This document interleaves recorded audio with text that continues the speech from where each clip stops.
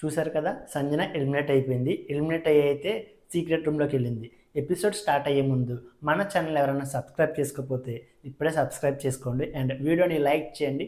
Like చేయడం వల్ల ఎక్కువ మందికి రికమెండేషన్ వెళ్తుంది. అండ్ ఎపిసోడ్‌లోకి వస్తే సంజన అండ్ శ్రీజ అయితే దివ్య బట్టలు దాచేద్దామని చెప్పి ప్లాన్ చేశారనమాట. అలాగే ప్లాన్ చేసిన విధంగానే వీళ్ళిద్దరూ కలిసి బీన్ బ్యాగ్‌లో అయితే తన బట్టలైతే దాచేశారు. అండ్ వీళ్ళిద్దరు దాచేస్తుంటే ఇమ్మాన్యుయల్ వచ్చాడనమాట. ఇమ్మాన్యుయల్‌కి ఏం దాచాడో తెలీదు. కానీ వీళ్ళకైతే హెల్ప్ చేశాడు. అండ్ తర్వాత రాము కూడా వచ్చాడు. రాము అయితే హెల్ప్ ఏం చేయలేదు కానీ ఇన్వాల్వ్ అయ్యాడు. అండ్ ఈ దొంగతనంలో శ్రీజ, సంజనతో పాటు వీళ్ళిద్దరు కూడా ఇన్వాల్వ్ అయ్యారనమాట. అండ్ నెక్స్ట్ బిగ్ బాస్ హౌస్‌లో ఉన్న 13 మందికి 1 నుంచి 13 ర్యాంకులు ఇమ్మని చెప్పి దివ్యకైతే చెప్పాడు. అండ్ దివ్య ఈ 2 వారాలు తను చూసిన తీరును బట్టి 1 నుంచి 13 ర్యాంకులు అయితే ఇచ్చింది. దివ్య ఇచ్చిన ఈ 13 ర్యాంకుల్లో నాకైతే శ్రీజ ర్యాంక్ అయితే అసలు నచ్చలేదబ్బా.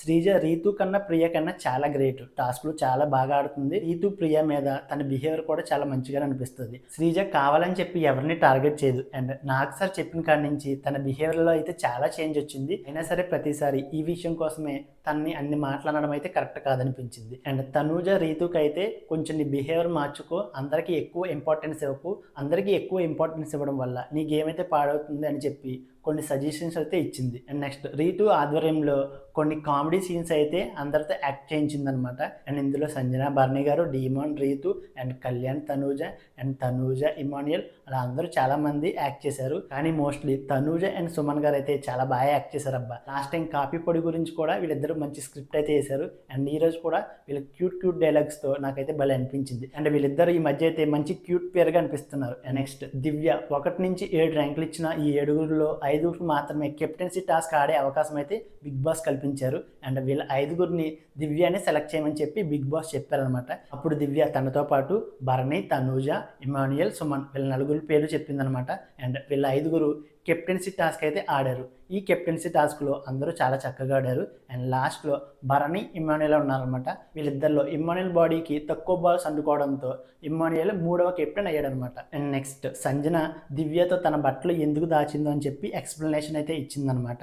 అండ్ ఈ ఎక్స్ప్లెనేషన్ విన్న తర్వాత దివ్య అయితే సంజనకి అండ్ సపోర్ట్ చేసిన అందరికీ పనిష్మెంట్ ఇమ్మని చెప్పి కెప్టెన్ అయిన ఇమ్మాన్యుయల్కి చెప్పాడు. ఇమ్మాన్యుయల్ కూడా పనిష్మెంట్ ఇస్తానని చెప్పాడు. అందరూ నిద్రపోయారు. బిగ్ బాస్ బజర్ మోగించి అందరిని అయితే నిద్ర లేపాడు. మొన్న యాపిల్కి సంబంధించిన టాస్క్లో రెడ్ కలర్ విత్తనాలు ఎవరెవరికి వచ్చినాయో హరీష్, భరణి, డీమన్ పవన్ కళ్యాణ్ అండ్ రాము రాథోడ్ మంచి పవర్ అయితే ఇచ్చాడు. అదేంటంటే మిగిలిన హౌస్ మేట్స్లో ఒకరిని ఎలిమినేట్ చేసే అవకాశం వీళ్ళ 5గురికి అయితే ఇచ్చాడు అనమాట. అండ్ వీళ్ళ 5గురు ఏకాభిప్రాయంతో సంజనని అయితే సెలెక్ట్ చేసుకున్నారు. ఫస్ట్ హరీషే సంజన పేరు చెప్పాడనమాట.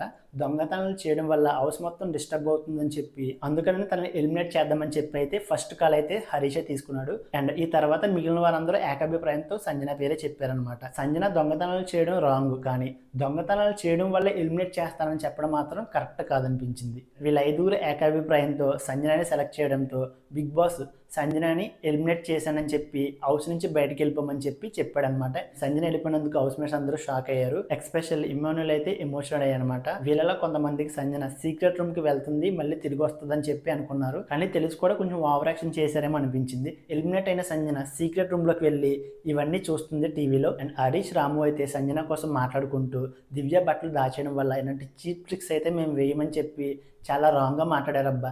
హరీష్ ఎందుకో సంజనను పగపట్టేసాడు అనిపించింది. ప్రతిసారి సంజన విషయమే తీసుకురావడం, ఇలా మాటలైతే లూజ్ మాటలు వదిలేస్తున్నాడు హరీష్. సంజన దొంగతనాలు చేయడం రాంగే, కానీ దొంగతనాలు చేయడం వల్లే ఎలిమినేట్ చేయడం మాత్రం అస్సలు కరెక్ట్ అనిపించలేదు. అండ్ సంజన ఎలిమినేట్ అయ్యి సీక్రెట్ రూమ్కి వెళ్ళడం మీద మీకేమనిపించిందో మీ అభిప్రాయాన్ని కామెంట్ చేయండి. మన ఛానల్ని ఎవరైనా సబ్స్క్రైబ్ చేసుకోకపోతే ఇప్పుడే సబ్స్క్రైబ్ చేసుకోండి.